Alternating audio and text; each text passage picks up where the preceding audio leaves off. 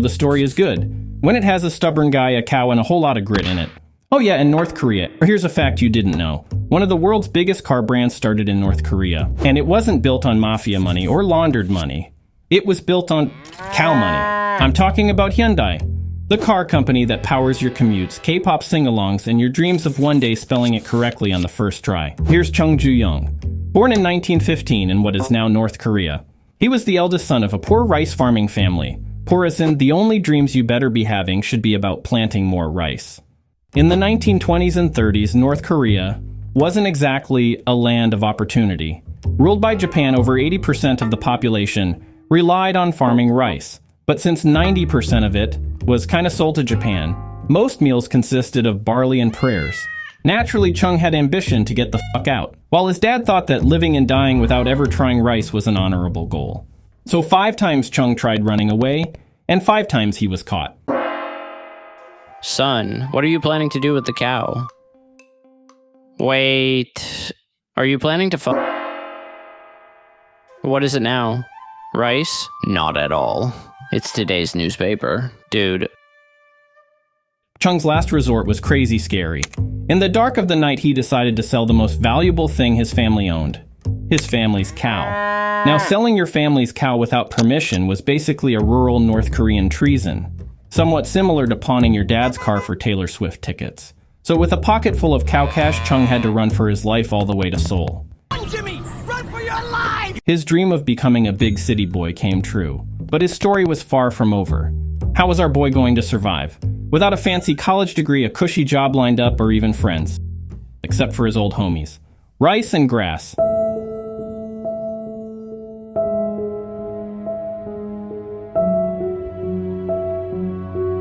His early life in Seoul was spent hustling and dodging poverty. He was a bookkeeper. So, how much would this be in cows? He worked on railway construction.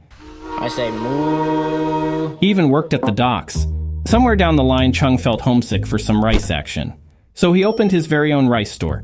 And the life of a North Korean runaway/entrepreneur began. He started earning good money, and soon he lived happy.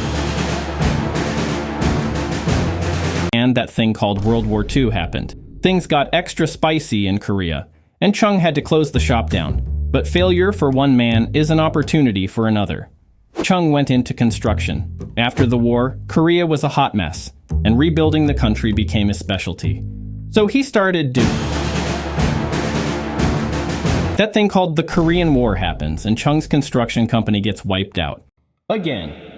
Most people would have taken the hint by now.